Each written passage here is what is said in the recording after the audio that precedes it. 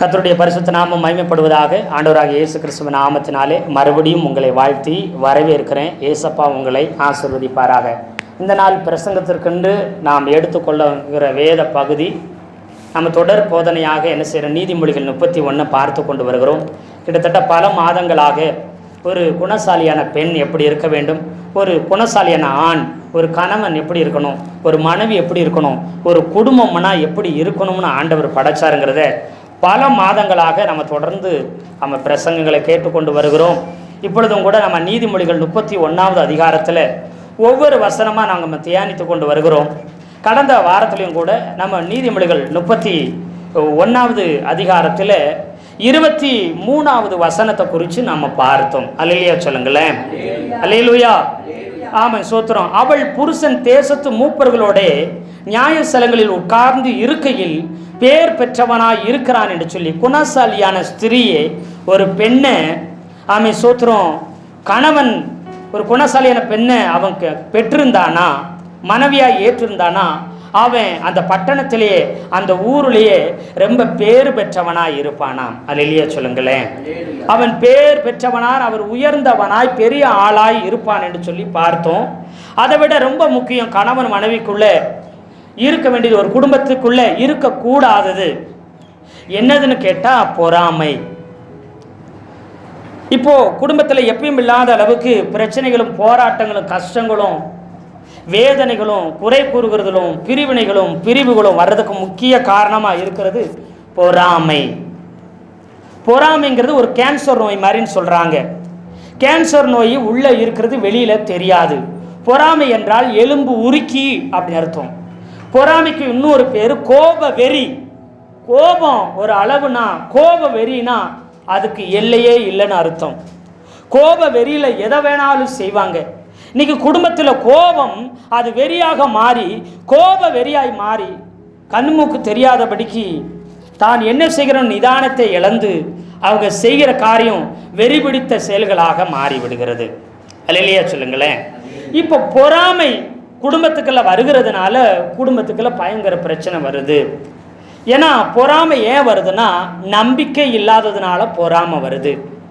இப்போ உங்க மனைவி மேல, உங்க கணவன் மேல, உங்க பிள்ளை மேல உங்களுக்கு பொறாமையும் கோபமும் எரிச்சலும் அதிகமாக வருதுன்னா, உங்க பிள்ளைங்க மேல, உங்க புருஷன் மேல, உங்க கணவன் மேல, உங்க மனைவி மேல உங்களுக்கு நம்பிக்கை இல்லைன்னு அர்த்தம். அல்லேலூயா சொல்லுங்களேன். அல்லேலூயா. யார் ஒருத்தருக்கு நம்பிக்கை இல்லையோ அவர்கள் பொறாமை உள்ளவர்களாய் இருப்பாங்க, அவங்க கோப வெறி பிடித்தவர்களாய் இருப்பார்கள் என்று பைபிள் சொல்லுகிறது. அல்லேலூயா. அல்லேலூயா. ஆமே, கர்த்தருடைய நல்ல நாமம் மகிமைப்படுவதாக. இந்த பொறாமை என்கிறது ஒரு தீயை போல, அது எதுல பிடிக்குதோ அதை முழுசா எரிச்சு சாம்பலாக்காம விடாது. அது ஒன்றுமில்லாமல் நிர்மூலம் ஆக்கிவிடும். அது எல்லாவற்றையும் அழித்து விடும். அது அழிக்க மட்டும்தான் செய்யும், ஒரு நாளும் உருவாக்காது. அல்லேலூயா சொல்லுங்களேன். அல்லேலூயா. ஆமே, கர்த்தருடைய பரிசுத்த நாமம் மகிமைப்படட்டும். பாருங்க, இந்த தீக்கு முன்னாடி நிற்கிற எல்லாமே சாம்பலாகி ஒன்றுமில்லாமல் போய்விடும். அதே போல இந்த பொறாமை உள்ளவர்கள் எப்படின்னா, போன வாரத்தில் சொன்னேன், பொறாமை ஒருத்தங்களுக்கு வந்துருச்சுன்னா என்னன்னா, தாம் மேலே தீயை குளிச்சுக்கிட்டு, தாம் மேலே தீயை பொருத்தி வச்சு தீ கொளுத்திட்டு இன்னொருத்தங்களை பிடிச்சி கட்டுப்பிடிக்கிற மாதிரி நாம் பொறாமை கொள்றவங்களையும் எரித்து சாம்பலாக்கி கொன்றோம். அப்போ பொறாமை நமக்கு வந்ததுனால நாமளும் அழிஞ்சிருவோம், நாமளும் அழிவோம். நாம் கோபப்பட்டவங்க, எதிர்த்தவங்க, பொறாமை கொண்டவர்களும் அழிஞ்சிருவாங்க. ரெண்டு பக்கமும் அழிவு கொண்டு வரும். அல்லேலூயா சொல்லுங்களேன். அப்போது குடும்பத்தில் பொறாமை வந்ததுனால, சின்ன சின்ன பொறாமை ஆரம்பித்தது, அதை நாம் சரி செய்யாதனால சின்ன சின்னதாக தீ பிடிக்கும்போது உடனே தண்ணியை ஊற்றி அணைச்சிடலாம், என்ன செஞ்ச மண்ணை போட்டு அணைச்சிடலாம், ஈரமான பொருட்களை வச்சு உடனே அதை அணைக்க முடியும். ஆனால் அது ஒரு பெரிய காட்டு தீயாக மாறும் பொழுது அதை எத்தனை தண்ணி ஊற்றினாலும் சரி, எத்தனை என்ன செஞ்சாலும் சரி, அந்த தீயை ஈஸியாக அணைக்கவே முடியாது. அல்லேலூயா சொல்லுங்களேன். அல்லேலூயா. அப்போ ஒரு குடும்பத்தின் அழிவுக்கு காரணம் பொறாமை. ஒரு குடும்பம் வாழுகிறதுக்கு காரணம் நம்பிக்கை.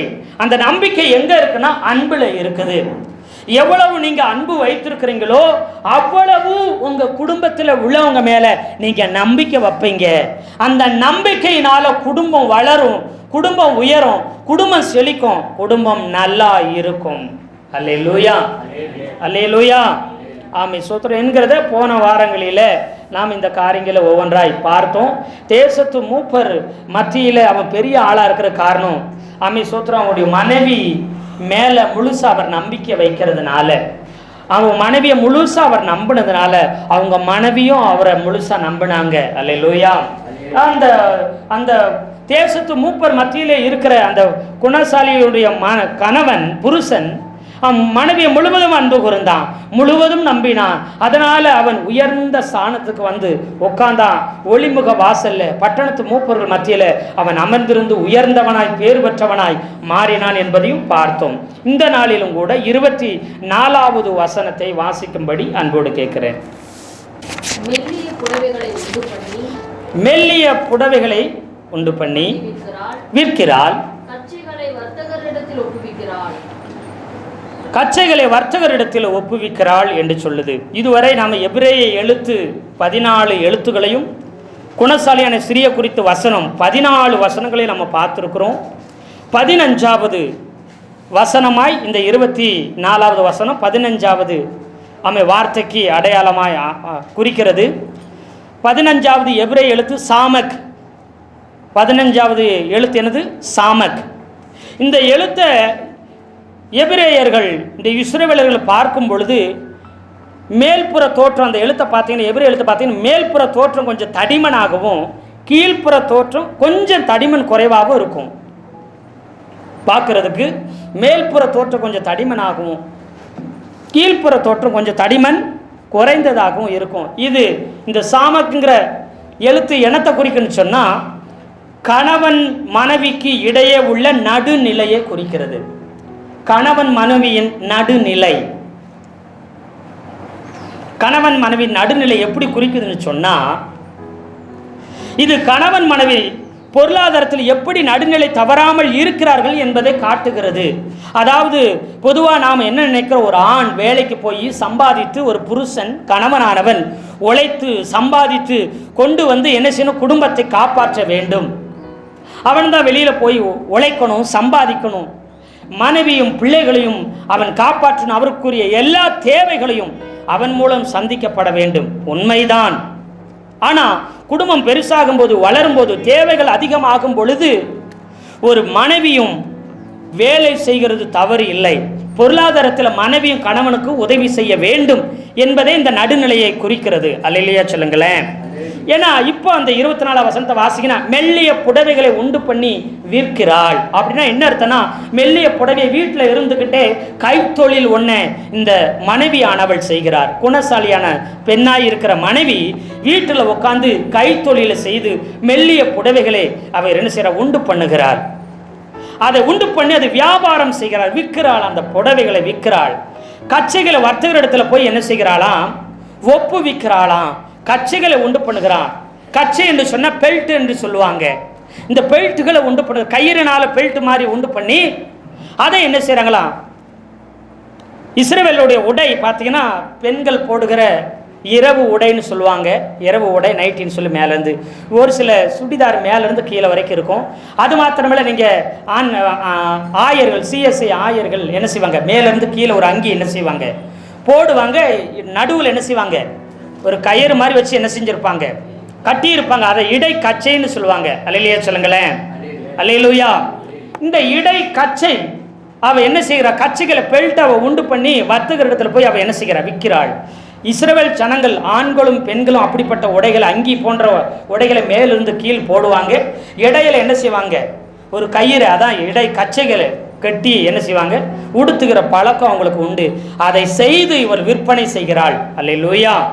ஆனால் குடும்ப பொருளாதாரத்தில் குறைவில்லாமல் இருக்கிறதுக்கு ஒரு பெண்ணும் குடும்பத்தில் மனைவியாக இருக்கிறவளும் காரணமாக இருக்கிறாள். அவள் வியாபாரமும் வர்த்தகமும் செய்கிறாள். ஒரு சிலர் வேலைகளையும் செய்கிறார்கள். அல்லேலூயா.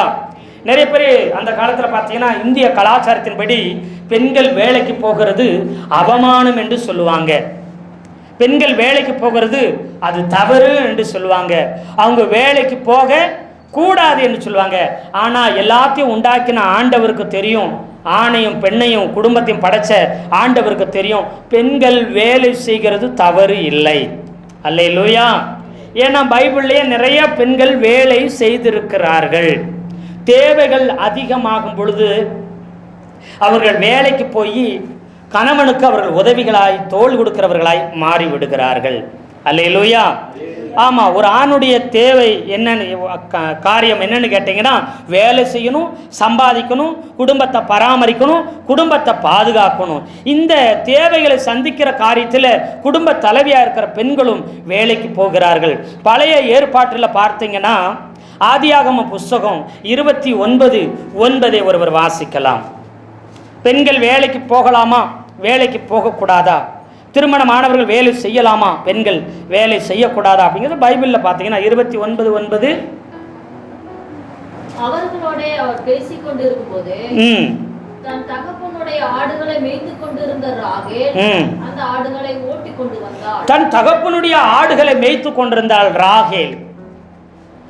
தன் தகப்பனாகிய லாபானுடைய ஆடுகளை வாலிப பெண்ணாய் இருந்த இந்த ராகேல் என்ன செய்தால், பெண் பிள்ளை தான் இவள் என்ன செய்தால் ஆடுகளை மேய்த்து வேலை செய்து கொண்டிருந்தார்னு வேதம் சொல்லுகிறது. அப்போ வாலிப பெண் பிள்ளைங்க படித்து முடித்ததுக்கு அப்புறம் அவர்கள் வேலைக்கு போவது தவறு அல்ல. அல்லேலூயா. அதனால கட்டாயமா வேலைக்கு போகணும்னு அவசியம் இல்லை. ஆனா வேலைக்கு போறது தப்பும் கிடையாது. தேவைகள் வரும்பொழுது, குறைவு நெருக்கம் வரும்போது பெண்கள் வேலைக்கு போவது தவறு அல்லன்னு வேதம் சொல்லுது. இங்கே ராகேல் ஆடு மேய்த்து கொண்டிருந்தாள் என்று சொல்லி. அது மாத்திரமல்ல, யாத்திராகம புஸ்தகம் 2வது அதிகாரம் 16வது வசனத்தை நீங்க பாருங்க. இங்கே எத்ரோவினுடைய, மீதியான் தேசத்தில் உள்ள எத்ரோ அவருடைய மகளை குறித்து, மகள்களை குறித்து சொல்லி அதை வாசிக்கலாம். 2:16 மீதியான் தேசத்து ஆசாரியனுக்கு 7 குமாரத்திகள் இருந்தார்கள். அவர்கள் தங்கள் தகப்பனுடைய ஆடுகளுக்கு தண்ணீர் காட்டும்படிக்கு அங்கே வந்து தண்ணீர் கொண்டு தொட்டிகளை நிரப்பினார்கள். தண்ணீர் கொண்டு தொட்டிகளை நிரப்பினார்கள் அங்க சொல்லி இருக்குது. தன் ஆடுகளை அவர்களும் மேய்த்து கொண்டு வந்து தன்னுடைய ஆடுகளுக்கு தண்ணீர் என்ன செய்ய கிணத்துல மொண்டு ஊத்தி கொண்டிருக்கிறாங்க. அல்லேலூயா. ஆடுகளை அங்கே பராமரிக்கிற வேலை, ஆடுகளை பார்க்குற வேலை, ஆடுகளை மேய்க்கிற வேலை, இதை செய்கிற பின்னாட்களில் மோசே வருகிறார். அங்கே எத்திரோனுடைய மூத்த மகளை திருமணம் பண்ணதுக்கு அப்புறம் இப்போ ஆடுகளை மேய்க்கிறது யாரு? மோசே மேய்த்தோம். இப்போ 7 பெண் பிள்ளைகளை அவர் என்ன பெற்றெடுத்திருக்க, ஒரு மகன் இருக்கிறான்.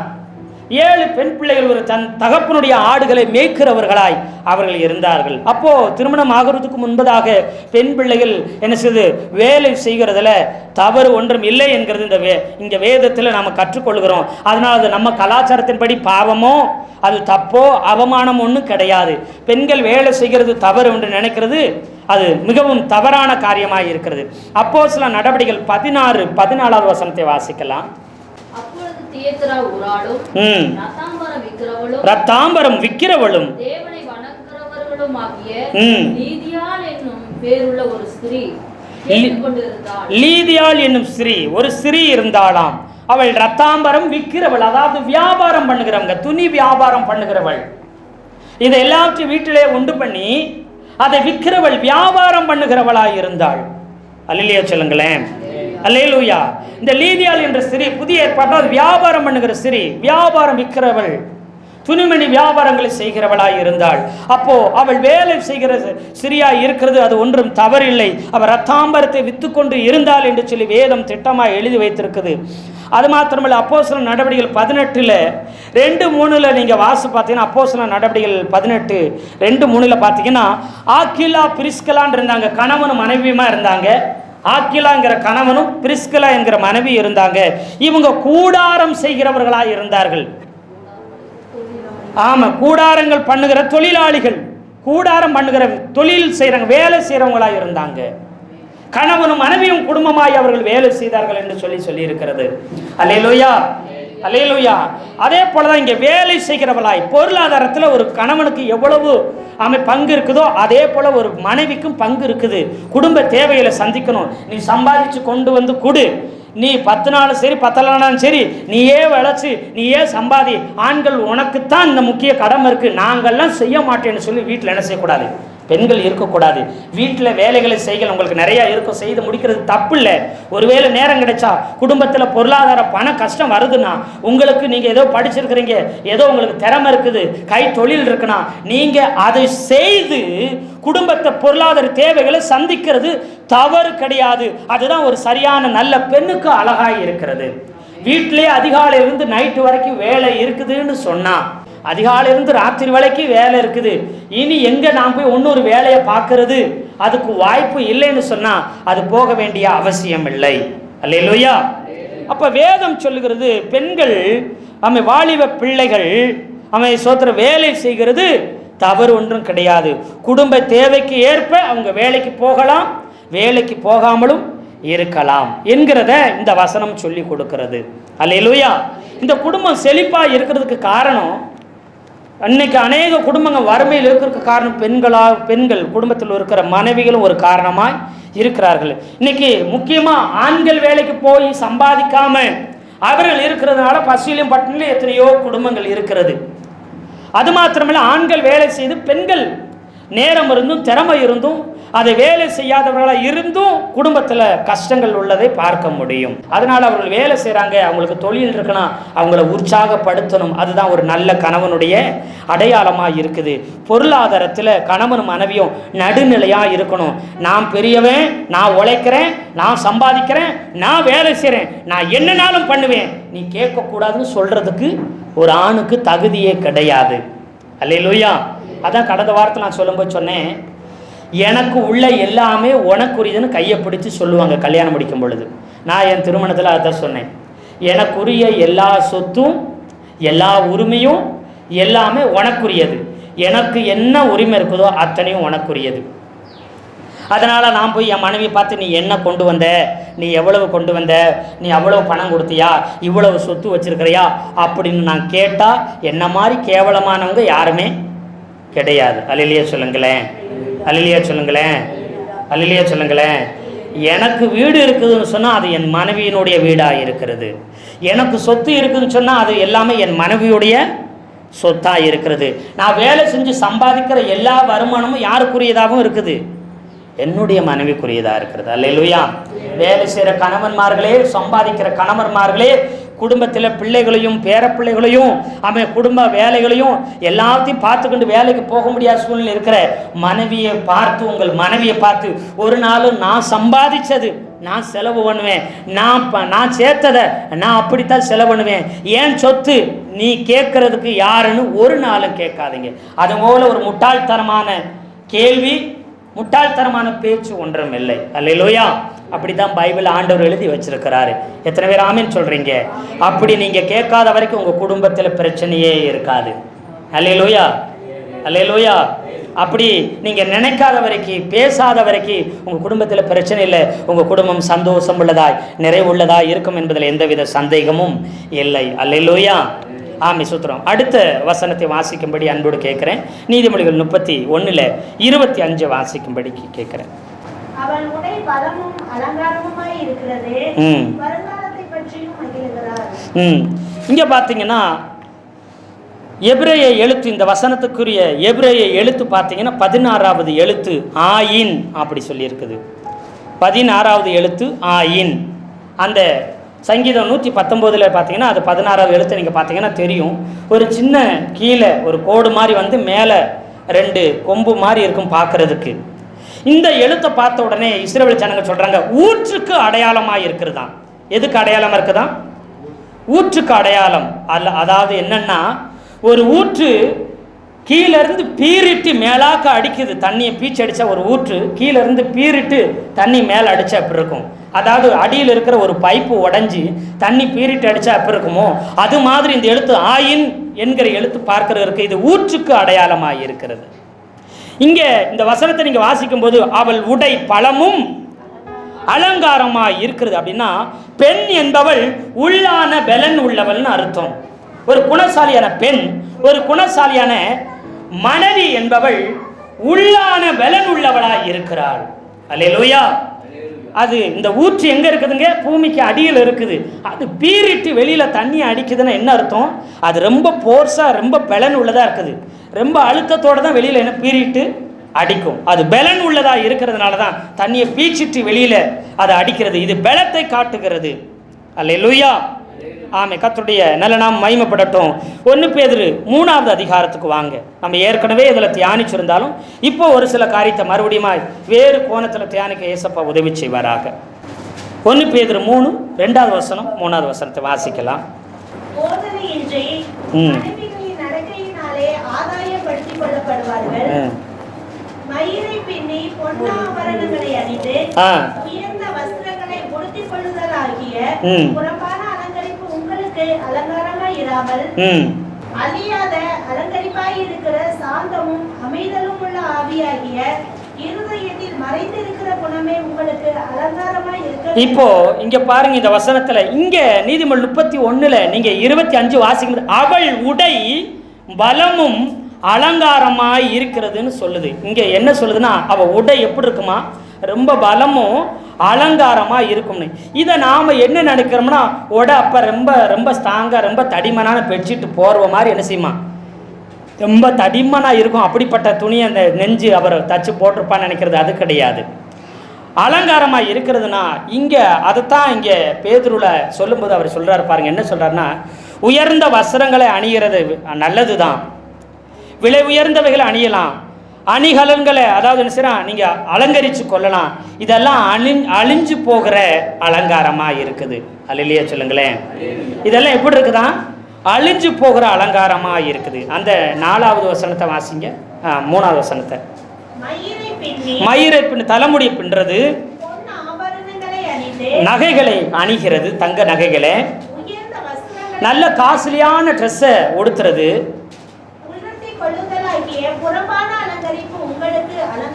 இதெல்லாம் புறம்பான வெளியில நம்ம அணிகிற அலங்காரமா இருக்குது. இந்த அலங்காரம் அழிஞ்சு போகும்னு சொல்லுது. அல்லேலூயா சொல்லுங்களேன். அல்லேலூயா சொல்லுங்களேன்.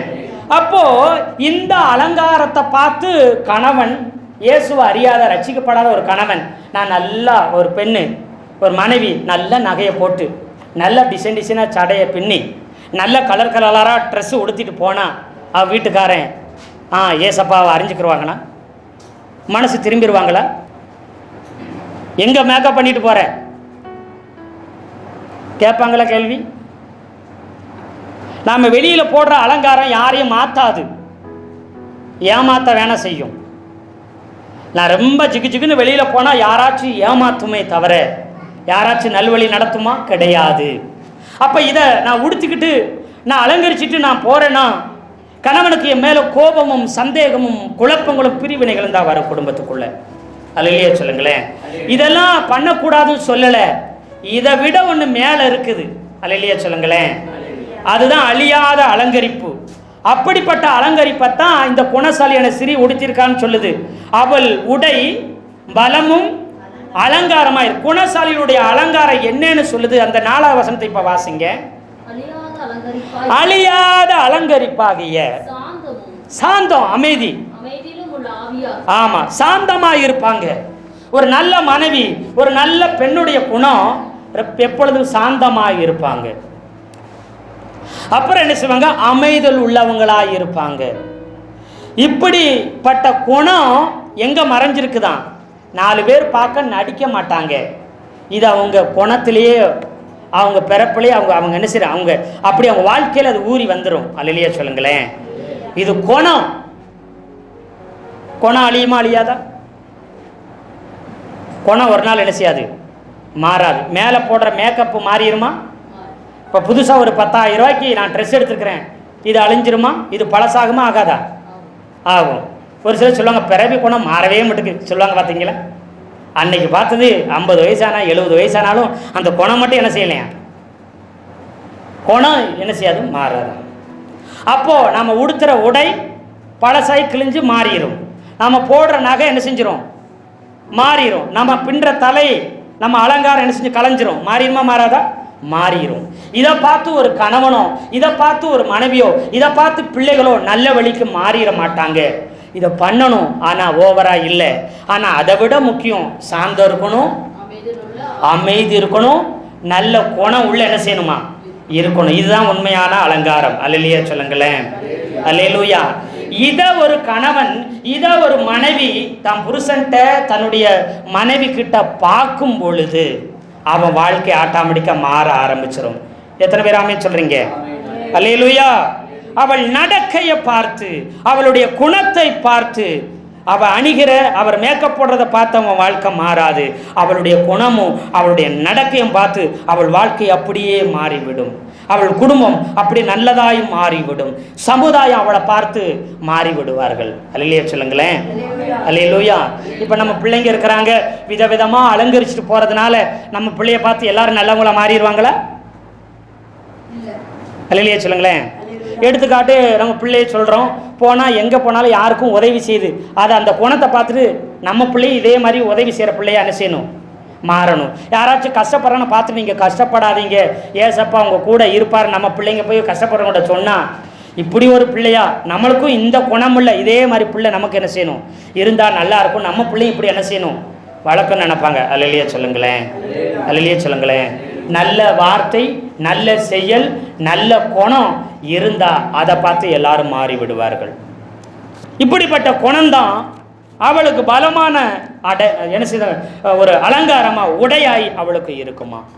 அந்த குணம் உள்ள மறைஞ்சிருந்தாலும் இங்கே அவள் உடை பலமும்னா உடைய கண்ணால் பார்க்க முடியும். ட்ரெஸ்ஸை எல்லாரும் கண்ணால் பார்க்க முடியுமா? பார்க்க முடியாதா? உடைய பார்க்க முடியுமா கண்ணால்? ஆனால் உள்ளே இருக்கிற குணத்தை யாராச்சும் பார்க்க முடியுமா? பார்க்க முடியாது. அல்லேலூயா. அல்லேலூயா. ஆமை. இவள் இந்த குணசாலியான சிறி என்ன செய்வாளாம், அவள் உள்ள மறைஞ்சிருக்கிற அந்த குணம் அவர் செயல் அவன் நடக்கையில எல்லாரும் பார்க்குற மாதிரி இருக்குமா. இந்த உடை எப்படி கண்ணுக்கு தெரியுதோ அதுபோல் அவள் செய்கிற நல்ல செயல், அவள் வாழ்கிற வாழ்க்கை, அவள் செய்கிற காரியங்களை பார்க்குற அளவுக்கு அநேகருக்கு ஆசீர்வாதமாய் மாறுமா. அல்லேலூயா. அவர் கண்ணியம் உள்ளவளாய் இருப்பாள், அவள் நேர்மை உள்ளவளாய் இருப்பாள், நல்ல நடக்க உள்ளவளாய் இருப்பாள், அவள் நல்ல குணமுடையவளாய் இருப்பாள். அதே போல அந்த கணவனும் நல்ல குணமுள்ளவனா, நல்ல நடக்க உள்ளவனா, அவன் கண்ணியம் தவறாதவனாய் அவன் இருக்க வேண்டும் என்பதில் எந்தவித சந்தேகமும் இல்லை. அல்லேலூயா. உள்ள மறைஞ்சிருக்கிற ஊத்து வெளியில பீரிட்டு அடிக்கும் போது தான் வெளியில என்ன செய்யும்? வெளியில தெரியும். நமக்கு உள்ள இருக்கிற நல்ல குணத்தை நாம ஒரு நாளும் மூடி வச்சிடாதபடி எல்லாரும் வெளியில தெரிகிற அளவுக்கு நம்ம செயல்களை செய்ய வேண்டும். அல்லேலூயா. அப்படிங்கிறது தான் இங்க என்ன செய்யுது காண்பிக்கிறது. அது மாத்திரமில்ல, நீங்க நல்லா கவனிச்சு பாருங்க, அந்த வசனத்துல வருங்காலத்தை பற்றி அவள் மகிழ்வாள்னு இருக்குது. வருங்காலத்தை குறித்து அவள் பயப்படவே மாட்டாளாம். இப்படி நல்ல குணமுள்ள ஸ்திரீ, இப்படி சாந்தம் உள்ளவள், அமைதியுள்ளவள் ஒரு நாளும் வருங்காலத்தை குறித்து பயப்பட மாட்டா. இப்போ பொதுவாகவே பெண்களோ ஆண்களோ வருங்காலத்தை குறித்து பயப்படுவாங்க. ஒரு திருமணமான புது தம்பதியர்கள் என்ன செய்வாங்கன்னா, ஒன்று ஒரு 10 வருஷம் 20 வருஷம் கழித்து என்ன நினைப்பாங்க? தலைமுடி என்ன செஞ்சிடும்? தலைமுடி நரைச்சிரும், தோல் சிரிங்கிரும், அழகு என்ன செஞ்சிடும்? எல்லாம் போயிடும். இன்னும் கொஞ்சம் நாளைக்கு தான், ஒன்று கொஞ்சம் வருஷம் தான். வருங்காலத்தை நினச்சி பயப்படுறாங்களா? பயப்படலையா? ஒரு சில தோலை பார்க்குறாங்க, தன்னுடைய முகத்தை பார்க்குறாங்க, தன் முடியை பார்க்குறாங்க, தன்னை பார்த்துட்டு வருத்தப்படுறாங்க. என் அழகெல்லாம் என்ன செய்தான்? உண்மையான அழகு எங்கே இருக்குதான்? உள்ளத்துக்குள்ளே இருக்குது. நல்ல உள்ளம், நல்ல குணம், நல்ல நடக்க, நல்ல செயலே அழியாத அழகாய் இருக்கிறது. நாம் பார்க்கறது இதெல்லாம் அழகு கிடையாது. உண்மையான அழகு இது இல்லை. நாம் பார்க்குற கலரோ நிறமோ பார்க்குற எவையுமே உண்மையான அழகு கிடையாது. உண்மையான அழகு நமக்குள்ளே இருக்கிற நல்ல குணமே. அதனால் வருங்காலத்தை குறித்து இந்த பெண் பயப்பட மாட்டாளாம். நரமுடி வந்தால் பயப்பட மாட்டாளாம். தோல் சுருங்குது, 50 வயசு 60 வயசு ஆகுது, பயப்பட மாட்டாளாம். ஒரு நல்ல கணவன் என்ன செய்வானா, தலைமுடி நரைக்கிறதுனால கவலைப்பட மாட்டான். அவன் தோல் சுருங்குறதுனால என்ன செய்வான்? ஒரு நாளும் பயப்பட மாட்டானா. ஏன்னா 20 வயசு 25 வயசில் அவன் பார்த்தீங்கன்னா அவன் பேச்சு ஞானமாக அறிவாக இருக்காது, அனுபவம் இல்லாமல் இருப்பான். அப்போ எல்லாரும் மதிப்பாங்களா? 20 வயசில் உங்களை மதித்ததை விட இப்போ 60 வயசில் உங்களை மதிக்கிறாங்களா அப்படின்னு நீங்கள் கவனித்து பார்க்கணும். நீங்கள் கவனித்து பார்க்கணும். 20 வயசு 25 வயசில் எனக்கு இருந்த மரியாதை இன்னைக்கு 50 வயசு 60 வயசு ஆகும்போது என் மதிப்பு, என் மரியாதை குடும்பத்தில், சமுதாயத்தில் கூடி இருக்குதா குறைஞ்சிருக்குதான்னு கரெக்டாக கவனித்து பார்க்கணும். ஒரு நல்ல குணமுள்ளவங்களா, நல்ல மனிதர்களா, நீங்கள் நல்லவர்களாக இருந்தீங்கன்னா 20 வயசில் இருந்த மரியாதையை காட்டிலும் 40 வயசு 50 வயசு ஆகும்போது உங்களுக்கு மரியாதை என்ன செய்யும்?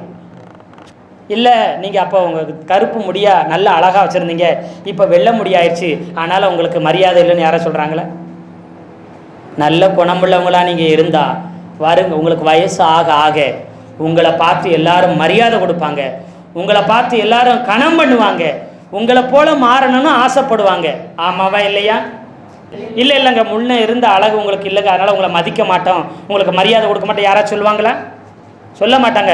உங்களுக்கிட்ட நல்ல அறிவு இருக்குது, நல்ல குணம் இருக்குது, நல்ல செயல் இருக்குது, உங்களை பார்த்தாலே எனக்கு ஆட்டோமேட்டிக்காக மரியாதை வருதுங்க, நான் உங்களை போல மாறணும்னு ஆசைப்படுறேன்னு சொல்லுவாங்க. அல்லேலூயா சொல்லுங்களேன். அப்போ இந்த குணசாலியான மனைவி பெண் என்பவள் வயது ஆக ஆக அவள் உள்ளான அழகு அதிகமாகிறது, அவளுடைய உள்ளான குணம் இன்னும் வளர்ந்து பெறுகிறது. அதனால் அவள் வருங்காலத்தை குறித்து ஒரு நாள் என்ன செய்ய மாட்டா? பயப்பட மாட்டா. அல்லேலூயா. இப்போ பாருங்க, யோசுவா புஸ்தகத்தில் 14வது அதிகாரத்தில் 10-11 வசனத்தை நீங்கள் குறித்து கொள்ளுங்க. யோசுவா 14:10-11 வாசிக்கலாம். இப்போதும் இதோ கர்த்தர் சொன்னபடியே என்னை உயிரோடே காத்தார். இஸ்ரவேலர் வனாந்திரத்தில் சஞ்சரிக்கையில் கர்த்தர் அந்த வார்த்தையை மோசேயோடே சொல்லி, இப்போது 45 வருஷம் ஆயிற்று. இதோ இன்று நான் 85 வயதுள்ளவன். மோசே என்னை அனுப்புகிற நாளில் எனக்கு இருந்த அந்த பலன் இந்நாள் வரைக்கும் எனக்கு இருக்கிறது. யுத்தத்திற்கு போக்கும் வரத்துமாய் இருக்கிறதற்கு அப்போது எனக்கு இருந்த பலன் இப்போதும் எனக்கு இருக்கிறது. 40 வயசுல எனக்கு இருந்த அதே பலன் இன்னைக்கு 85 வயசுல எனக்கு என்ன இருக்குதான்? பலன் இருக்குதான். இப்போ இந்த காலேப்பு தன்னுடைய முடியை பார்த்து, தன்னுடைய சரீரத்தை பார்த்து, தன்னுடைய தோலை பார்த்துட்டு எல்லாம் சுருக்க விழுந்துருச்சு, எல்லாம் நரைச்சிருச்சு, அவ்வளோதான் எனக்கு வயசாயிருச்சு, அவ்வளோதான் எனக்கு வயசாயிருச்சு, அவ்வளோதான் எனக்கு வயசாயிருச்சுன்னு நான் சொல்ல ஆரம்பிச்சேன்னா என்ன குறையுது? ஃபஸ்ட்டு பலன் குறையுமா? இப்போ நான் வயசாயிருச்சுன்னு சொன்ன உடனே இந்த நான் சொல்கிற இந்த நினைவு என் கையுக்கு, என் காலுக்கு, என் தலைக்கு, என் மூளைக்கு, என் இருதயத்துக்கு எல்லாத்துக்கும் போகுமா? நான் இந்த சொல்கிறது போகுமா? போய் சொல்லுமா இருதயத்திட்ட, உனக்கு வயசாகி போச்சான், தலையில் மூளையில் போய் உனக்கு வயசாயிருச்சுங்க. இந்த நம்ம சொல்கிறோம் பார்த்தீங்களா, இந்த எண்ணத்தை எல்லா பாட்டுக்கும் கொஞ்சம் கொண்டு போய் அது அந்த உணர்வு சொல்லுமா? சொன்ன உடனே தலை என்ன செய்யும்? ஓ வயசாயிட்டுன்னா அப்போ முடி என்ன செய்யணும்? சொல்லுங்க. வயசாயிடுச்சுன்னா என்ன ஆகணும்? முடி வெள்ளை ஆகணும், நரைக்கணும். அப்போ உனக்கு வயசாயிடுச்சு, எனக்கு வயசாச்சு நான் சொல்ல என் செல்கள் எல்லாம் என்ன செய்தான்? எனக்கு வயசாயிடுச்சுன்னு அதை உணர ஆரம்பித்த உடனே தன்னுடைய எல்லா வேலைகளையும் சுறுசுறுப்பு கொஞ்சம் கொஞ்சமாக குறைக்க ஆரம்பிச்சிருமா? என்ன ஆரம்பிக்குது? குறைக்க ஆரம்பிச்சுன்னு எல்லாமே என்ன ஆரம்பிக்குது? நரைக்க ஆரம்பிக்குது, தோல் சுருங்க ஆரம்பிக்குது, வேகம் குறைய ஆரம்பிக்குது, ரத்தம் குறைய ஆரம்பிக்குது. இதுக்கு காரணம் முக்கியமாக என்னவா? என் மனசு ஃபஸ்ட்டு, ரெண்டாவது என் வாய். அல்லேலூயா சொல்லுங்களேன். சின்ன வயசில் எனக்கு ஈஸியில் நரைச்சது காரணம் அப்பப்போ எனக்கு வயசாகி போச்சு வரக்கும், எனக்கு வயசாகி போச்சு வரக்கும் அப்படின்னு நாம் சொல்லும்போது இப்படிப்பட்ட தாக்கம் உடலில் ஏற்படுது. அல்லேலூயா சொல்லுங்களேன். ஒரு சிலர் பாருங்கள் 80 வயசு 90 வயசு உள்ளவங்க இருக்கிறாங்க, இன்றைக்கும் தலைமுடி நரைக்காமல் வேகம் குறையாமல் இன்றைக்கும் இருக்கிறாங்க. அவங்ககிட்ட கேளுங்களேன், இன்றைக்கி எனக்கு என்னங்க வயசு? உடம்புக்கு வயசானாலும் என் மனசுக்கு ஒரு நாள் வயசே ஆகாதுங்க. இருக்கிற வரைக்கும் நான் நல்லா இருப்பேன். எங்கள் அப்பா அம்மாலாம் 100 வயசு வரைக்கும் இருந்தாங்க, நான் இன்னும் அந்த வயசை வரலையே, வந்ததுக்கப்புறம் பார்த்துக்கலாம் அப்படி ஸ்ட்ராங்காக பேசுவாங்க. பார்த்துருக்கீங்களா? அப்படிப்பட்டவங்க மனசு எப்பயுமே இளமையாக இருக்கிறதுனால, அவங்க ஆவியும் இளமையாக இருக்கிறனால அதுக்கு இந்த சரீரமும் ஒத்துழைக்க ஆரம்பிக்கிறது. அல்லேலூயா சொல்லுங்களேன். பாருங்களேன், அப்படிப்பட்ட ஆட்கள் எப்பயுமே வயசை உண்மையான வயசை உண்மையாக பசு சொல்ல மாட்டாங்க. எனக்கு என்னங்க வயசாகி போச்சு, கம்மி வயசு தான் அப்படின்னு சொல்கிற ஆட்களை பாருங்கள், அவங்க எப்பயும் கொஞ்சம் இளமையாகவே இருப்பாங்க. மனசு தான் நம்முடைய வாழ்க்கையை நிர்ணயிக்கிறது. இந்த மனசு நம்ம வாய் வழியாக வார்த்தையாக வருது. அல்லேலூயா. நம்முடைய வார்த்தை நம்முடைய வாழ்க்கையை நிர்ணயிக்கிறதா இருக்கிறது. அல்லேலூயா சொல்லுங்களேன். அப்போது இந்த காலேப் சொல்கிற 40 வயசில் இருந்த பலன், தைரியம், வேகம் 85 வயசுல இருக்குது, எனக்கு குறையலை அப்படின்னு அவர் சொல்கிறாரு. அது மாதிரி அவருடைய வேகம் குறையவில்லை. அல்லேலூயா சொல்லுங்களேன். யோசுவா 115 வயசில் மரிச்சிறாரு, ஆனால் காலேப் என்ன செய்கிறாரு? உயிரோடு இருக்கிறார். நியாயாதிபதிகள் புஸ்தகத்தில் என்ன செய்கிறாங்க? இந்த மலைநாட்டை யார் பிடிக்கிறாங்களோ அவங்களுக்கு என் பெண்ணை கட்டித்தாருன்னு சொல்கிறாரு. அல்லேலூயா சொல்லுங்களேன். அப்படின்னா என்ன அர்த்தம்னா காலேப்பு அதுக்கப்புறமும் உயிரோடு இருக்கிறாரு.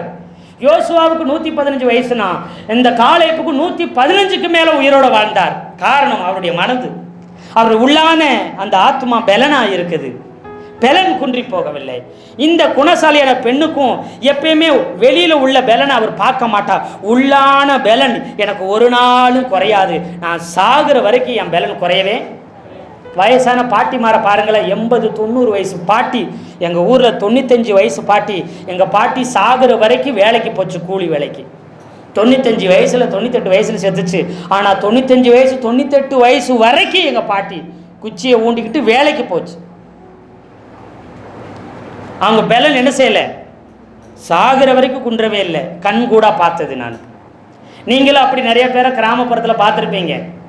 90 வயசு 100 வயசு ஆனால் வேலை செஞ்சுட்டே இருப்பாங்க. காரணம் அவங்க மனசு எப்பயுமே பலனாக இருக்குது.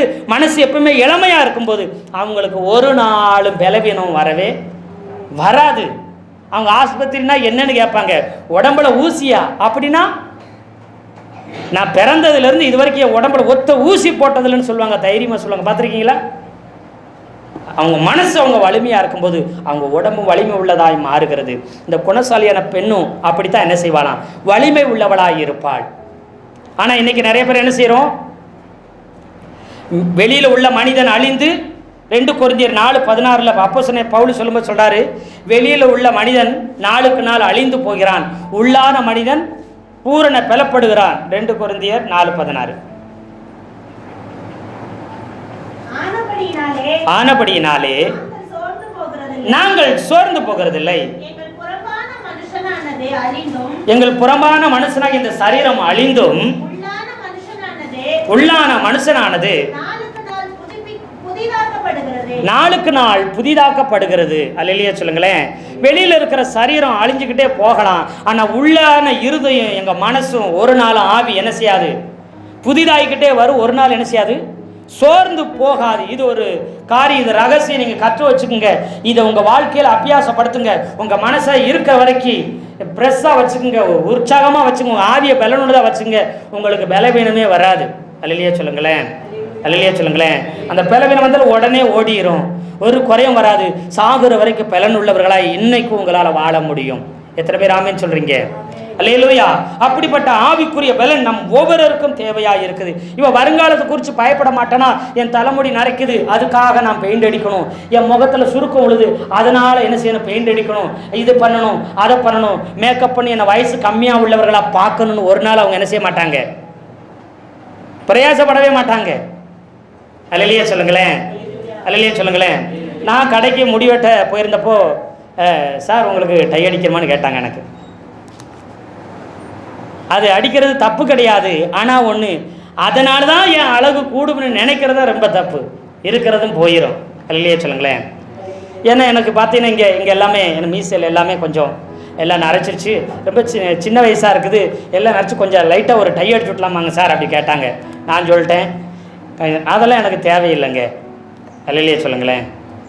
அப்படி நான் சொல்லிட்டேன், இல்லைங்க இதுதான் எனக்கு அழகு, கர்த்தர் எனக்கு கொடுத்த எதாக இருந்தாலும் அழகு தான். எத்தனை பேர் ஆமென் சொல்கிறீங்க? உங்களுக்கு கொடுத்தது எல்லாமே அழகா மாத்திரம்தான் இருக்கும்.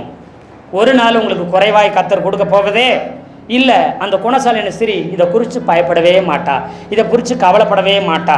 ஒரு வீடு இருக்குதுன்னா அது கட்டின போது இருக்கிற புதுசு அது வருஷங்கள் ஆக ஆக பழசாக மாறிக்கிட்டே போகும். ஆமாவா இல்லையா? ஆனால் அப்பப்போ அதை பெயிண்ட் அடிக்கிறது தப்பு கிடையாது, அப்பப்போ பெயிண்ட் அடிக்கிறது தப்பு இல்லை. ஆனால் தினமும் பெயிண்ட் அடிச்சுட்டு இருந்தால் என்ன ஆகும் அந்த வீடு? அல்லேலூயா சொல்லுங்களேன். அதனால் நம்ம ஒரு சில அலங்காரங்கள், நம்ம சின்ன சின்ன அலங்காரங்களை பண்ணுறது என்ன செய்கிறது, சின்ன சின்ன காரியம் வெயில் காலத்தில் ஒரு சிலதை போட்டால் உடம்புக்கு வெயிலுக்கு எந்த சேதம் வராது. அப்படி சின்ன சின்ன காரியம் நம்ம செய்கிறது தப்பு இல்லை. ஓவராக ஒரு சிலர் பூசிட்டு வந்திருப்பாங்க, அது வெயில் பட்டுன்னு கரைஞ்சி கீழே ஒழிகிறோம். அந்த மாதிரியெல்லாம் என்ன செஞ்சிடக்கூடாது. போட்டால் ஓவர் கெமிக்கல் போட்டு மூஞ்சி கை கால் எல்லாம் வெந்து என்ன செய்யுது, தோலெல்லாம் ஒரு மாறி போகிற அப்படிப்பட்ட அவல நிலைமை நம்ம செய்யக்கூடாது. அல்லேலூயா சொல்லுங்களேன். நாம் அடுத்த வசனத்துக்கு போகலாம். கர்த்தர் நம்மை ஆசீர்வதிப்பாராக. 26வது வசனம். தன் வாயை ஞானம் விளங்க திறக்கிறாள். தன் வாயை ஞானம் விளங்க திறக்கிறாள். தயவுள்ள போதகம் அவள் நாவின் மேல் இருக்கிறது. தயவுள்ள போதகம் அவள் நாவின் மேல் இருக்கிறது. அல்லேலூயா. 17வது எபிரேய வார்த்தை பே அப்படி சொல்லுது.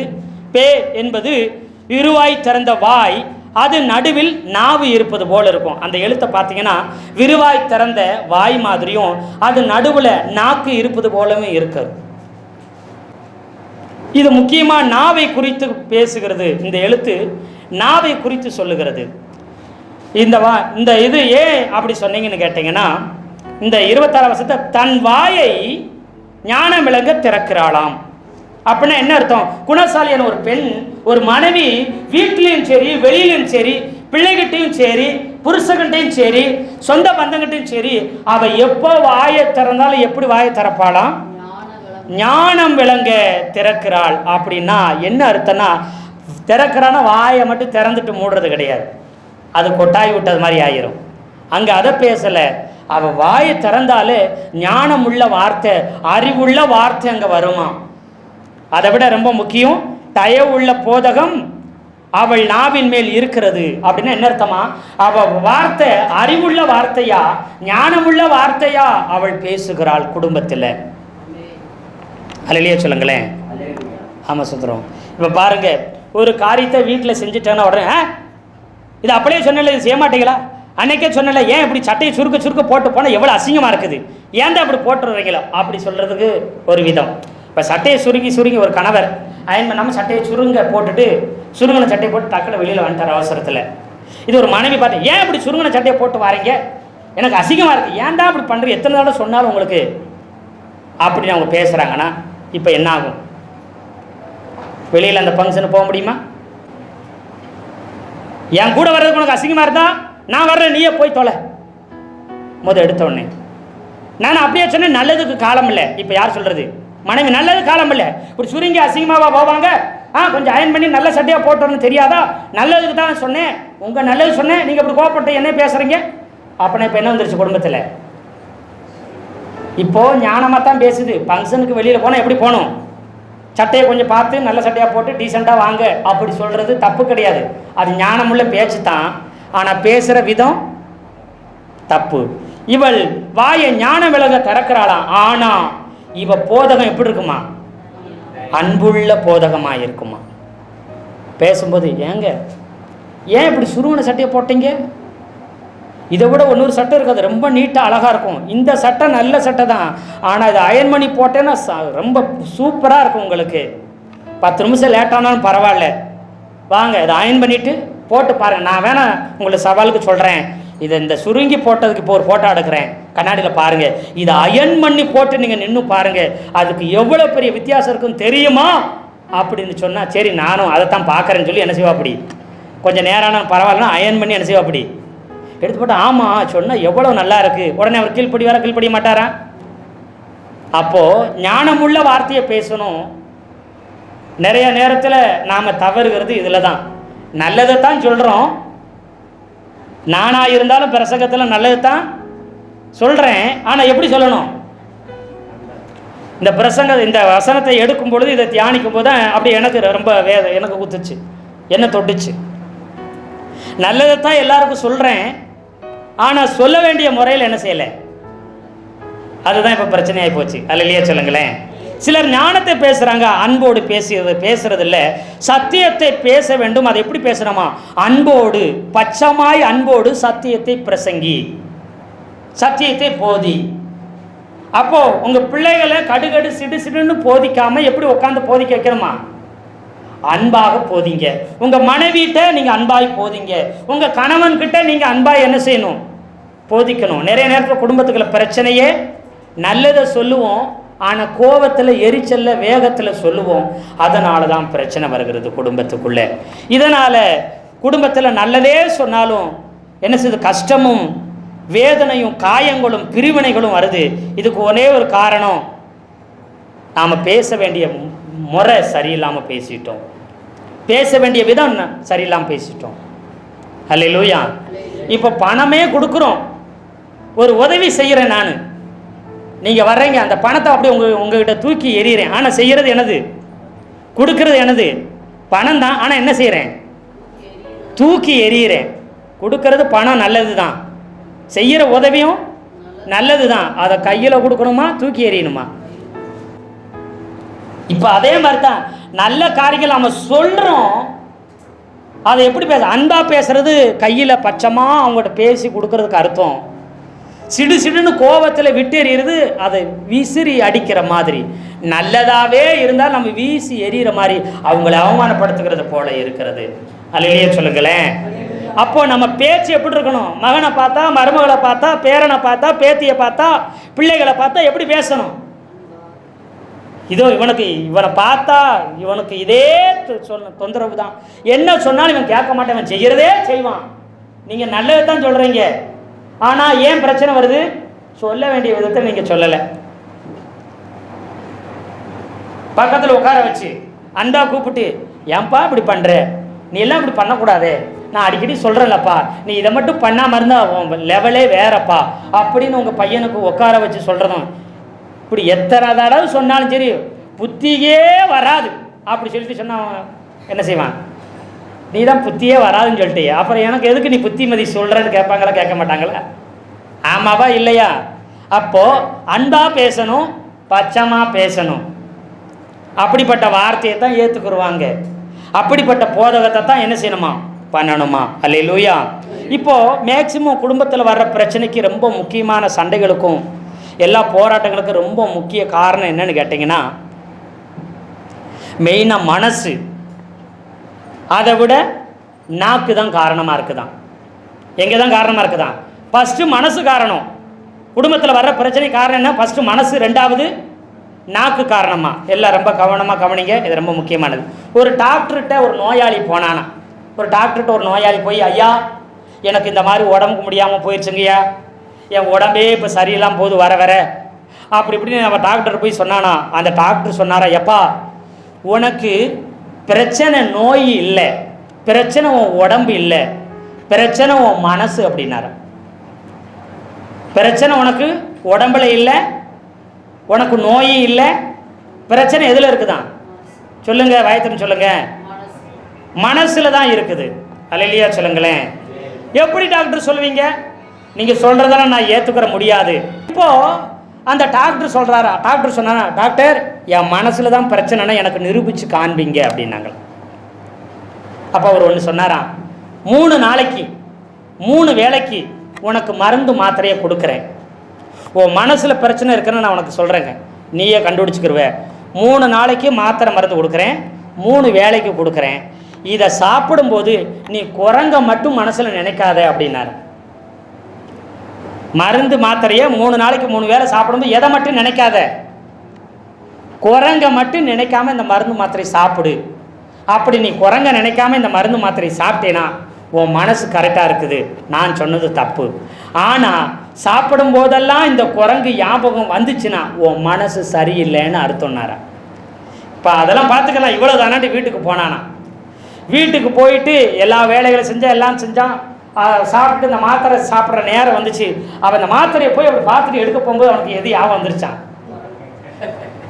டாக்டர் ஞாபகம் வந்துச்சு, டாக்டர் சொன்ன எது ஞாபகம் வந்துருச்சான்? குரங்க. சே அதை நினைக்கக்கூடாதுன்னு சொன்னார், வேறு எதையாச்சும் நினைனா அது எதை பார்த்தாலும் அவனுக்கு குரங்கு யோசனை வந்துச்சான். உடனே பரவாயில்ல மாத்திரை சாப்பிட்டானா. இப்போ இந்த மைண்டை விட்டுன்னு வேறு காரியங்கள் எல்லாம் செஞ்சால் போனால் அந்த நாள் முடிச்சு அப்புறம் மறுபடியும் என்ன செஞ்சான், அடுத்த வேலைக்கு போய் அந்த மாத்திரையை பார்த்தோன்னே டாக்டர் ஞாபகம் வந்துச்சு, டாக்டர் சொன்னது ஞாபகம் வந்துச்சு. இப்போ எது ஞாபகத்துக்கு வந்துருச்சு? மறுபடியும் குரங்கு ஞாபகம் வந்துருச்சு. அவன் ஒரு நாளுக்குள்ளே மாத்திரை, ஒரு நாள் கூட உருப்படியாக மாத்திரை விழுங்க முடியலையா, ஒடியாந்தானா. டாக்டர் நீங்கள் சொன்னது கரெக்ட் தான் டாக்டர், இது வரைக்கும் குரங்கை என் கனவுல கூட நினச்சி பார்த்ததில்லை, இப்போ இங்கே நீங்கள் சொன்னதுக்கப்புறம் எதை பார்த்தாலும் எனக்கு குரங்கு மாதிரி தான். பிள்ளைகளை திட்டுனாலும் குரங்கு மாதிரி சேட்டை பண்ணாதுன்னு திட்டுறேன். மனுஷங்கெல்லாம் குரங்கு மாறிங்க, மரத்துக்கு மரம் தாவுவாங்கன்னு யாரை பார்த்தாலும் குரங்கை பற்றி பேசுகிறேன், குரங்கை பற்றி சொல்லியே திட்டுறேன். அல்லையே சொல்லுங்களேன். இப்போ பிரச்சனை எனக்கு எங்கே இருக்குது? என் மனசில் தான் இருக்குது டாக்டர், இப்போ நான் ஒத்துக்கிறேன் அப்படின்னாங்களாம். இப்போ நிறைய பேர், ஒரு சிலர் ஆஸ்பத்திரிக்கு அடிக்கடி ஓடுவீங்க, சுகமே ஆகாது. ஒரு சிலர் நீங்களே புரிஞ்சுக்கிங்க, யாருன்னு நீங்கள் புரிஞ்சுக்குங்க. இங்கேருந்து பிரசங்கம் பண்ணும்போது சொல்லுவேன், ஆண்டவர் உங்கள் வியாதி எல்லாத்தையும் சுகமாக்கிட்டாரு, உங்களுக்கு ஒரு குறைவில்லைங்க, நீங்கள் நம்புங்கன்னு போனால் போனேன்னு டானிக்க பாட்டில் பார்த்துட்டு, ஆமாம் எனக்கு 35 வருஷத்துக்கு முன்னாடி அல்சர் இருந்துச்சுன்னு அப்படின்னு நீ அல்சர் டானிக்க பார்த்தா என்ன அர்த்தம்? 35 வருஷத்துக்கு முன்னாடி இருந்த நோய் இன்ன வரைக்கும் போகலை. அல்சர் சுகமாகுமா? சுகம் ஆகிரும். ஆனால் உங்களுக்கு எதுக்கு போகலை? நீங்கள் எப்போ பார்த்தாலும் எதை நினச்சிட்டு இருக்கிறீங்க? அல்சரையே நினச்சதுனால உங்கள் வாழ்க்கையே நாசமாக போச்சு. இப்போது ஏதோ ஒரு காரியத்துக்கு மாத்திரை சாப்பிட்றீங்க, ஒரு தலைவலிக்கு மாத்திரை சாப்பிட்றீங்கன்னா அந்த மாத்திரை எடுத்த உடனே எனக்கு ஒரு 4 மாதத்துக்கு ஒருக்கா 3 மாதத்துக்கு ஒருக்கா என்ன வந்துடும்னு உங்களுக்கு ஞாபகம் வரும்? சொல்லுங்கள். தலைவலி மாத்திரை பார்த்தா உங்களுக்கு என்ன ஞாபகம் வந்துடும்? ஐயோ 3 மாதத்துக்கு ஒருக்கா எனக்கு என்ன வந்துடும்? தலைவலி வந்துடும். இப்போ உடனே என்ன ஆரம்பிச்சிடும்? எத்தனை மாதம் ஆச்சு தலைவலி வந்துருச்சுன்னு எண்ணி பார்த்தா கரெக்டாக 3 மாதம். ஆஹா 3 மாதம் ஆயிருச்சு, கட்டாயமாக என்ன வந்துடும்? தலைவலி வந்துடும். நினச்ச அன்னைக்கு சாயங்காலமே தலைவலி வந்துடும். அந்த மாத்திரை எடுத்து கவக்குன்னு போட்டு நீ படுத்து தூங்க வேண்டியதாக போகும். நடந்திருக்கா? நடக்கலையா? நீங்கள் விக்ஸ் தைலத்தை தலைவலி மாத்திரையை நீங்கள் பார்க்காத வரைக்கும் உங்களுக்கு தலைவலியே வராது. அந்த தலைவலி வர்ற மாதிரி இருந்தாலும் சரியாயிரும் ஒழிஞ்சது அப்படி நினச்சிங்கன்னா நிச்சயமாக என்ன செஞ்சிடும்? காய்ச்சல் வர்ற மாதிரி இருக்குன்னு நினச்சிங்கன்னா என்ன வந்துடும்? கட்டாயமா காய்ச்சல் வந்துடும். அப்போ வர வைக்கிறது யாருங்க? சொல்லுங்க. நோய் சுகமாகாதுன்னு நீங்கள் நினச்சிட்டிங்கன்னா உங்கள் வாழ்க்கையில் சுகமே ஆகாது. உங்கள் கடன் பிரச்சனை தீராதுன்னு நீங்கள் நினச்சிட்டிங்கன்னா உங்கள் வாழ்க்கையில் கடன் பிரச்சனை தீரவே தீராது. என் குடும்பத்தில் சண்டை ஓயவே ஓயாதுன்னு நம்ம ஒவ்வொரு நாளும் நினைக்கிறோமா? நினைக்கலையா? வரும்போதே மகளை பார்த்தா, மகனை பார்த்தா, மருமகளை பார்த்தா, மருமகனை பார்த்தா, பிள்ளைகளை பேர பிள்ளைகளை பார்த்தா வந்த உடனே பிரச்சனையை நினச்சா வர்றவங்க எப்படி தான் வருவாங்க? பிரச்சனையாகவே தான் வருவாங்க. நீங்கள் பிரச்சனை எதையும் நினைக்காதீங்க, பிரச்சனை வரவே வராது. எத்தனை பேர் ஆமேன்னு சொல்கிறீங்க? ஆமாம். இப்போ மனசை யாராலையும் கட்டுப்படுத்த முடியாது, ஆனால் நாக்கை கட்டுப்படுத்த முடியும். அப்படி உங்களுக்கு நினப்பு வந்தாலும் வாயை திறந்து அதை பேசவே கூடாது. அல்லையா? சொல்லுங்களேன். ரொம்ப முக்கியமான ஒரு காரியம். இந்த உங்களுக்கு உங்கள் குடும்பத்தில் பிரச்சனை வரக்கூடாது ஒரு காரியத்தை சொல்கிறேன், நீங்கள் நல்லா மனசில் பதிய வச்சுக்கோங்க. மறக்க நினைக்கிறத நல்லா கவனிச்சுக்கோங்க. இதை நீங்கள் ஒரு நாள் மறந்துடாதீங்க. எல்லோரும் காது கொடுத்து கேளுங்க.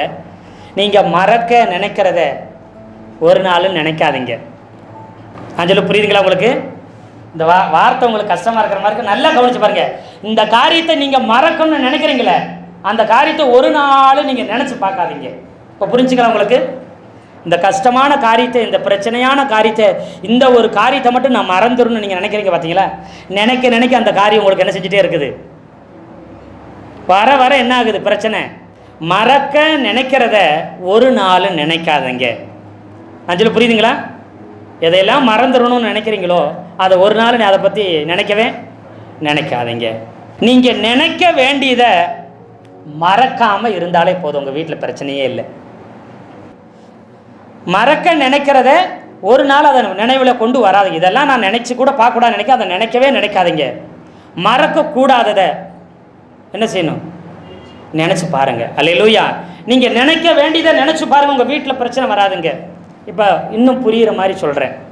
இப்போது நான் சபையில் இருக்கிற உங்களை பார்க்குறேன், குடும்பத்தில் உங்களை பார்க்குறேன். நீங்கள் செஞ்ச நன்மையை உங்களை பார்க்கும்போதெல்லாம் எனக்கு ஞாபகத்துக்கு வருதுன்னு வச்சுக்கோங்களேன்.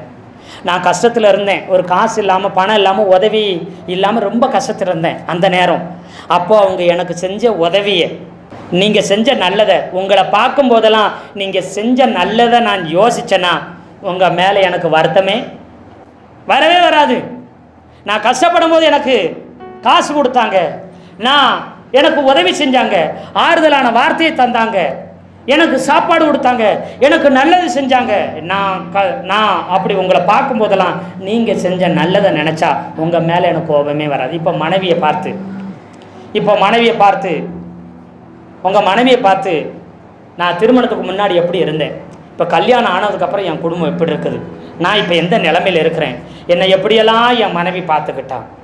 நான் திட்டினேன், நான் சத்தம் போட்டேன், நான் கோபப்பட்டேன், நான் என்னென்னமோ அவமானப்படுத்தினேன், அசிங்கப்படுத்தினேன். ஆனால் எல்லா நிலைமையிலையும் எனக்கு சோறாக்கி போட்டு, எனக்கு குழம்பு வச்சு கொடுத்து, பாத்திரங்களை கழுவி, துணி துவைச்சு, என்னுடைய எல்லா நல்ல காரியத்தையும் பார்த்தாள். கோபம் யாருக்கு வராமையாக இருந்திருக்குது? குடும்பத்தில் மனசாம சண்டை வராமையாக இருந்திருக்குது. ஆனால் அப்போல்லாம் நான் நினைக்கிற ஒரே ஒரு காரியம், சின்ன சின்ன மனத்தாங்கள் வரும். முதலால போய் நான் மன்னிப்பு கேட்பேன். ஏன் மன்னிப்பு கேட்பேன் தெரியுமா? என்னை விட என் மனைவி ரொம்ப ரொம்ப ரொம்ப ரொம்ப ஆண்டவர் பார்வையில் விலையேறப்பட்டவள், என் பார்வையில் என்னை விட வசதி என் மனைவி அப்படிங்கிற எண்ணம் எப்போ வந்துடுமோ, சின்ன சின்ன மனத்தாங்கள் வருத்தம் வந்தோடனே என்னை விட என் மனைவி உசந்தவங்க, உயர்ந்தவ அப்படி நான் இந்த நினைப்பு வந்த உடனே ஆட்டாமடிக்கு நானே போய் சாரி மன்னிச்சிரு, நான் கோபப்பட்டது, நான் பேசினது தப்பு உங்ககிட்ட அந்த நேரம் டென்ஷன் ஆனது தப்புன்னு உடனே மன்னிப்பு கேட்டுருவேன். எத்தனை பேர் அப்படி பண்ணியிருக்கிறீங்க? அல்லேலூயா சொல்லுங்களேன், அல்லேலூயா சொல்லுங்களேன், அல்லேலூயா.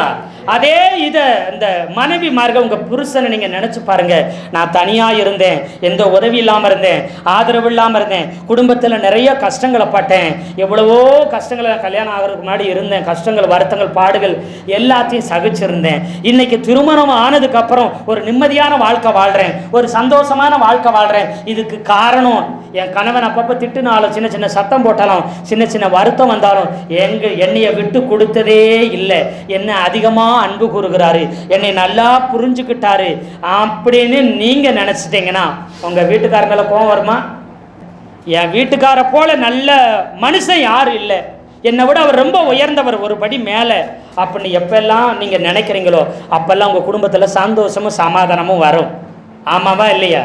அப்ப நீங்களே வாண்டடா போய் இல்லைங்க, இப்படிப்பட்ட ஒரு நல்ல வாழ்க்கையை ஆண்டவர் உங்கள் மூலமாக எனக்கு வாழ்க்கையில் கொடுத்துருக்குறாரு, என் குடும்பத்தை நாம் அனுபவிக்கிறோம். காரணம் நீங்கள் பொறுத்து போனீங்க, நீங்கள் மன்னிச்சிங்க, நீங்கள் நேசிச்சிங்க, என்னை உயர்ந்தவளாய் பார்த்தீங்க, அதனால் நான் இன்னைக்கு சந்தோஷமாக வாழ்கிறேன். இப்படிப்பட்ட வாழ்க்கைக்கு காரணமாக ஆண்டவர் இருக்கிறாரு, அதை உங்களை கொண்டு செய்கிறாரு. அதனால் என்னையை நீங்கள் மன்னிச்சிருங்கன்னு மனசார போய் மன்னிப்பு கேட்கணும். ஒரு நாள் யாரும் மேலே நிற்கக்கூடாது. பெண்கள் செய்கிற தப்பு மன்னிக்கிறது கிடையாது, இறங்கி வர்றது கிடையாது. அது ஒரு நாள் நீங்கள் செய்யவே கூடாது. உங்கள் அப்பா அம்மா வீட்டில் இருந்ததை விட இன்னைக்கு உயர்ந்த வாழ்க்கை வாழ்ந்து கொண்டிருக்கிறீங்க. அங்கே காசு இருந்திருக்கலாம், பணம் இருந்திருக்கலாம், பொருள் இருந்திருக்கலாம், சொத்து இருந்திருக்கலாம், சந்தோஷமும் நிம்மதியும் மகிழ்ச்சியும் இருந்திருக்குமா? இன்னைக்கு உங்களுக்கு அது இருக்குன்னா உங்களுக்கு அப்படிப்பட்ட நல்ல கணவர் ஆண்டவர் கொடுத்துருக்கிறாரு. அதற்காக நீங்கள் நன்றி சொல்லுங்க. அவங்க செஞ்ச நல்லதெல்லாம் நினச்சி பாருங்க.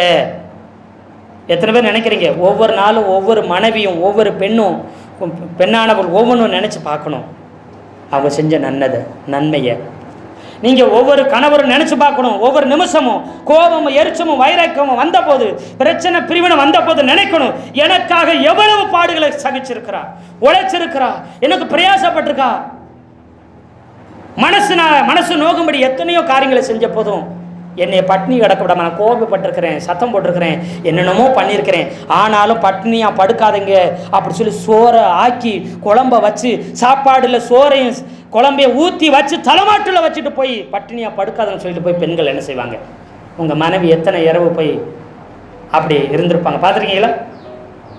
என்னைக்காச்சும் அந்த ஆண்கள் கணவர்கள் புருஷங்க நினச்சிக்கிறீங்களா? அல்லேலூயா. நான் திருமணமானவருக்கு முன்பதாக பசியில் பட்டினியில் ஒரு வேளை இருந்திருக்கலாம். ஆனால் நான் திருமணம் ஆன இந்த 7 வருஷத்தில் ஒரு பொழுது பட்டினின்னு இருந்ததில்லை. இருந்தால் உபவாசமாக இருப்பேன். ஆண்டவருக்கு உபவாசம் போட வேணா இருந்திருக்கலாம். ஆனால் ஒரு பொழுது பட்டினி கிடக்க விடலை. அல்லேலூயா சொல்லுங்களேன். அதுக்கு காரணம் நல்ல ஒரு குணமுள்ள நல்ல பெண்ணை ஆண்டவர் மனைவியாக துணையாக கொடுத்தது தான். எத்தனை பேர் ஆமே சொல்கிறீங்க? நீங்கள் ஒவ்வொருத்தரும் சொல்லணும், நான் பட்டினி இல்லாமல் இருக்கிறதுக்கு காரணம் என் மனைவி வருத்தங்களோ கஷ்டங்களோ பிரச்சனைகள் வந்து நொந்து உட்காந்துருக்கும் பொழுது பட்டினியாக படுக்க விட்டதில்லை. அப்படிப்பட்ட நல்ல நல்ல மனைவியை நல்ல துணையை ஆண்டவர் கொடுத்துருக்கிறாரு. அவர் கொடுத்த துணைக்காக நன்றின்னு சொல்லணும் ஒவ்வொரு கணவர்மார்களும். எத்தனை பேர் இதை செய்கிறீங்க? எத்தனை பேர் இதை செய்ய போகிறீங்க? அல்லேலூயா சொல்லுங்களேன். மறக்க வேண்டியதை மறந்துடுங்க, விட வேண்டியதை விட்டுருங்க. எல்லாரும் மனுஷங்க தான், எல்லாருக்கும் குறைவு இருக்கும். என் மேலே அநேகருக்கு கோபங்கள் இருக்கலாம், தாபங்கள் இருக்கலாம். ஆனால் என்கிட்ட நான் செஞ்ச நன்மைகளை ஒரு நாள் விசுவாசி மறந்துடாதீங்க. விசுவாசிகள் உங்கள் மேலே ஒரு சில கடிஞ்சு கொள்ளலாம், கோபப்படலாம். ஆனால் ஊழியக்காரர் நினைத்து பார்க்கணும், ஆண்டவர் இந்த விசுவாச ஜனங்கள் மூலம் எத்தனையோ நன்மைகளை என் வாழ்வில் செஞ்சுருக்கிறாரே, அவங்க செஞ்ச நன்மையை நான் என்ன செய்ய மாட்டேன், மறக்க மாட்டேன் என்று சொல்லணும், நினைக்கணும். எத்தனை பேர் ஆமேன்னு சொல்கிறீங்க? அல்லேலூயா, அல்லேலூயா. குடும்பத்திலையும் கணவன் மனைவியும், மனைவி கணவனையும், பெற்றோர் பிள்ளைகளையும், பிள்ளைகள் பெற்றோரையும் நினச்சி பாருங்கள். உங்கள் குடும்பத்தில் பிரச்சனைன்னு ஒன்று வரவே வராது. எத்தனை பேர் ஆமேன்னு சொல்கிறீங்க? அல்லேலூயா. அதுக்கு அவ்வளவு வேதனை இருந்தாலும் வாயினால் ஒரு நாள் யாரையும் காயப்படுத்திடாதீங்க. அந்த வாயினால் படுத்துகிற காயம் வாழ்நாள் முழுவதும் அதை மாறப்போகிறது இல்லை. அதை நீங்கள் நினைக்க நினைக்க நினைக்க பிரச்சனை கூடிக்கிட்டே, அதை பேச பேச பேச பிரச்சனை அதிகமாகிக்கொண்டே இருக்கும். ஒரு நாளும் ஒருபோதும் சந்தோஷம் சமாதானம் உங்கள் வாழ்க்கையில் பார்க்க முடியாது. நீங்கள் தவறானதுக, பொல்லாத காரியங்களை, பிரச்சனையான காரியங்களை, பிரிவினையான காரியங்களை ஒரு நாள் நினைக்காதீங்க. அதை மறந்துடுங்க. அதை பேசாதீங்க. நல்லதை பேசுங்க, நன்மையை பேசுங்க. அவன் பேச வேண்டியதை மட்டும், நினைக்க வேண்டியதை மட்டும் நீங்கள் நினைங்க, பேசுங்க. உங்கள் வாழ்க்கையில் பிரச்சனை ஒன்று வராது. உங்கள் வாழ்க்கை குட்டி பரலோகமாய் மாறிவிடும். அல்லேலூயா சொல்லுங்களேன். உங்கள் வாழ்க்கை ஒரு உயர்ந்த வாழ்க்கை, உங்கள் வாழ்க்கை சிறந்ததாக மாறிடும். எப்பவுமே பழச மறந்துடுங்க. பழைய கெட்டவைகளை மறந்துடுங்க. பழைய விட வேண்டியவைகளை விட்டுருங்க. உங்கள் வாழ்க்கை எதிர்காலம் நல்லா இருக்கும்.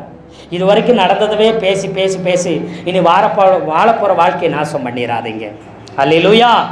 இது வரைக்கும் போனவ கெட்டவைகளை, பொல்லாதவைகளை மறந்து இனி வரப்போகிற நல்லவைகளை நினைக்க ஆரம்பிங்க. இனி உங்கள் வாழ்க்கையில் வசந்தத்தையும், இனி உங்கள் வாழ்க்கையில் நன்மையும், இனி உங்கள் வாழ்க்கையை உயர்வையும், சந்தோஷத்தை மட்டும்தான் பார்ப்பீங்க. அல்லேலூயா. நல்ல வாழ்க்கை உங்கள் குடும்பம் நல்ல வாழ்வாக மாறும். நல்வாழ்வு உண்டாகும். நம்பிக்கை உங்களுக்கு பெருகும். சந்தோஷமும் சமாதானம், ஒற்றுமை மாத்திரமே உங்கள் குடும்பத்தில் நிலைத்திருக்கும். உங்கள் வாழ்க்கை குட்டி பரலோகமாய் மாறும். கர்த்தர் தாமே இந்த வார்த்தையில் கொண்டு நாம் ஒவ்வொருத்தரையும் ஆசீர்வதிப்பாராக. ஆமேன், ஆமேன்.